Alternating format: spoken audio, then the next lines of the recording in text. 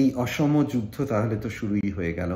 অসম কথাটা আমি বিশেষ করে এখানে ব্যবহার করছি কারণ কাগজে কলমে ভারত পাকিস্তানের থেকে অনেকটাই এগিয়ে ছিল এবং আজকে আক্ষরিক অর্থে দেখা যাচ্ছে যুদ্ধের ক্ষেত্রেও সত্যিকারে ভারত আক্ষরিক অর্থে অনেকটা এগিয়ে আছে, এগিয়ে থাকছে। এর প্রধান কারণ হচ্ছে অর্থনৈতিক দিক থেকে ভারতবর্ষ অনেক বেশি জোরালো। দ্বিতীয়ত আজকের তাদের টেকনোলজিক্যাল প্রয়াস আমাদের সেনাবাহিনীর অনেক বেশি। টেকনোলজিক্যাল জিনিস যেসব এখন তারা অ্যাকোয়ার করেছে সেগুলো অনেকটাই পাকিস্তানের থেকে উন্নত। দ্বিতীয় যেটা হচ্ছে যে আজকে বহু তরুণ তরুণী অত্যন্ত মেধাবী এবং অত্যন্ত দৃঢ়মনস্ক, তারা আজ সেনাবাহিনীতে যোগ দিচ্ছে। তাদের মেধা, তাদের বুদ্ধি, তাদের জেদ, তাদের দেশপ্রেম, তাদের খাটতে পারার ক্ষমতা 24 ঘন্টা আজকে দেশকে প্রতিরক্ষার দিক থেকে অনেক দূর এগিয়ে রেখেছে। এছাড়াও এই যুদ্ধ কখনোই অভিপ্রেত নয়।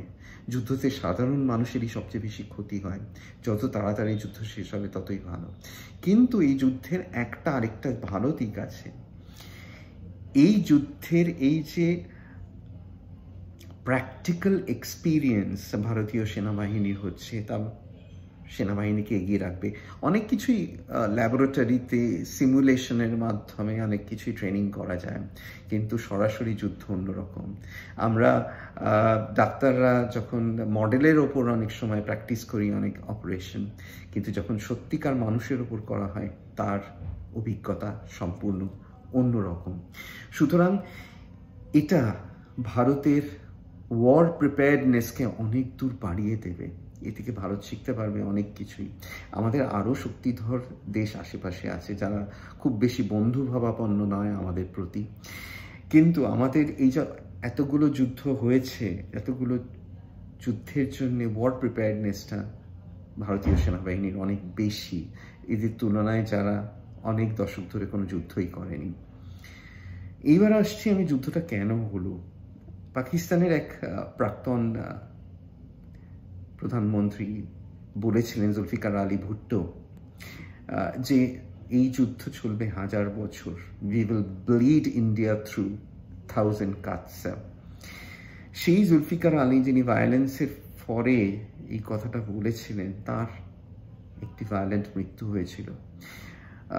সত্যি মিথ্যে জানি না, ফাঁসির দিন তাকে টেনে হিঁচড়ে ট্রলিতে তুলে ফাঁসিতে দেওয়া হয়। ভেবেছিলেন ইন্টারন্যাশনাল কমিউনিটি ওনাকে বাঁচাবে, শেষ মুহূর্তে কিন্তু বাঁচায়নি। তার মেয়েরও এক ভায়োলেন্ট ডেথ হয়, খুবই দুঃখজনক। কিন্তু যারা ভায়োলেন্স এ বিশ্বাসী তাদের অনেক সময় শেষটা বড়ই করুণ, ভায়োলেন্ট হয়, যেমন হিটলার। এখানে বিশ্বযুদ্ধের সঙ্গে কিছু একটা সামান্য মিল রয়েছে এই যুদ্ধগুলোর।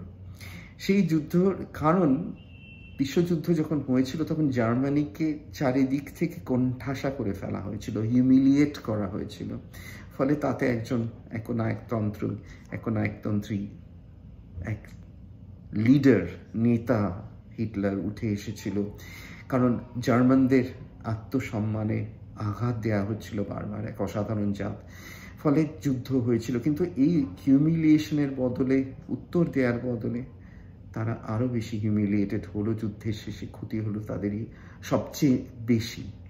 এখানেও এই 1000 years ওয়ার কেন চলবে, 1000 কাট দিয়ে আমি ব্লিড কেন করব? কারণ হিউমিলিয়েশন হয়েছে, বারবার যুদ্ধে হেরেছে পাকিস্তান। 26 বছর আগে কারগিলে, কিন্তু তার থেকে সবচেয়ে বড় 71-এর যুদ্ধে বাংলাদেশ সৃষ্টি হয়েছে। কিন্তু আজকে তো বাংলাদেশ তাদের খুবই বন্ধুভাবাপন্ন হয়ে যাচ্ছে, তো হিউমিলিয়েশন তো থাকা উচিত না।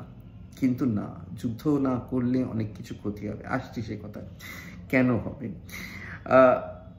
এটা। এই যে বিভাজনটা ধর্মের ভিত্তিতে, বা এই যে ভারত পাকিস্তান বিভাজন কাদের করা? পশ্চিমী দুনিয়ার করা। আজও পশ্চিমী দুনিয়া চায় যে আমাদের, সত্যিকারের চায় যে আমাদের মধ্যে ভাব ভালোবাসা না থাকুক। এটা মুখে ওরা বলে, কিন্তু ওদের অস্ত্র, ওদের আমাদের ইউজ করা। ভারতবর্ষ অনেকটাই সেই কলোনিয়াল মাইন্ডসেট থেকে উপরে উঠে গেছে, কিন্তু পাকিস্তানের মধ্যে এখনো আছে। রিসেন্টলি ইমালডা হাকিম, বিবিসির এক বিখ্যাত সাংবাদিক, এই ইমালডা হাকিমকে আমার খুব পছন্দের। আমি যখন বিদেশ থেকে ফিরি, ইংল্যান্ড থেকে ফিরি, বিবিসি দেখতে খুব ভালোবাসতাম, তখনই ইমালডা হাকিমের আবির্ভাব। উনি রিসেন্টলি একটি ইন্টারভিউ নিয়েছেন ডিফেন্স মিনিস্টারের পাকিস্তানের, এবং তাতে সে স্বীকার করেছে যে আমরা পশ্চিম দুনিয়ার ডার্টি ওয়ার্কগুলো, খারাপ কাজগুলো আমাদের দিয়ে করানো হতো। আফগানিস্তানের সমস্ত ডার্টি কাজ করানো হয়েছে পাকিস্তানকে দিয়ে। এবার যেটা হচ্ছে, তার বদলে পাকিস্তান কি পেয়েছে? অস্ত্রশস্ত্র, প্রচুর প্রচুর টাকা। এবার এই টাকাটা চলে এসছে কাদের হাতে? যারা তাদের দেশে ক্ষমতাশালী। পাঞ্জাবের জমিদাররাই এককালে যারা ছিল, আজই তারা টপ পজিশনে আছে পাকিস্তানের। তারা কোটি কোটি ডলার কামিয়েছে, এবং এই যুদ্ধের মাধ্যমে যত যুদ্ধ হবে তত এই সাহায্য পশ্চিম দুনিয়া থেকে আসবে তাদের ইউজ করার জন্য। ভারতবর্ষ আজকে এই দিক থেকে অনেক দূর এগিয়ে গেছে। ভারতবর্ষকে ওইভাবে ইউজ করা সম্ভব নয় আজকে পশ্চিম দুনিয়ার। তোমরা আমাদের জয়শঙ্করের কথায় শুনবে বারবার পশ্চিম দুনিয়া সম্বন্ধে উনি কী বলেন, তার কথাগুলো ঠিক হবে। এবার এই টাকাটা তো এদের দরকার। এই সেনাবাহিনী তারা অসম্ভব বড়লোক।